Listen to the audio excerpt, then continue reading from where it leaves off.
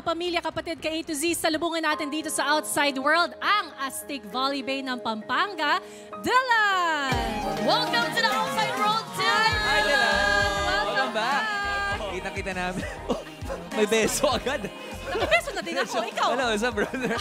Okay, welcome back to the Outside World. Kita-kita natin yung emosyon mo doon sa game room. Pero gusto naming matanong, syempre, ano ba yung pinaka-natutunan mo sa task na ito na alam natin pinaghati yung grupo nyo, no?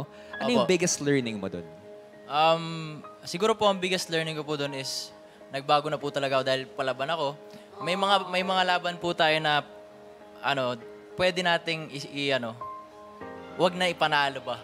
Kumbaga may mas maraming matutunan sa atin yung ibang tao. To be the bigger person and of course para maging inspirasyon sa iba pong tao.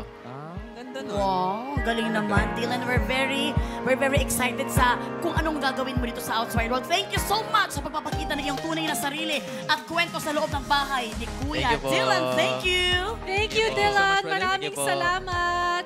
Thank you, Dylan. Grabe, eto na nga, lumabas na nga si Dylan. Nahati pa rin, kita natin ang bahay ni Kuya. Kaya naman, ang tanong ninyo for sure, hanggang kailan kaya magkahiwalay ang ating mga teen at adult housemates? Yan ang dapat nyong abangan. And with all things said and done sa naganap na rap battle, paano pa nga ba magkakaayos sina Jazz at Fiang? Tutukan po natin yan. Ako po si Robbie Domingo.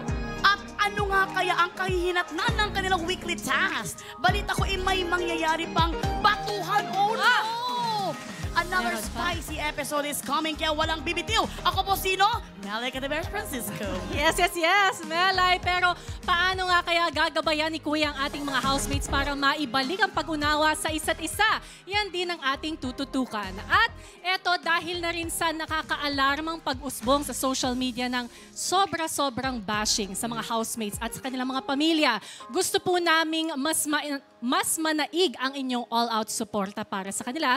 Kaya naman, mula sa susunod na botohan, wala na po tayong vote to evict.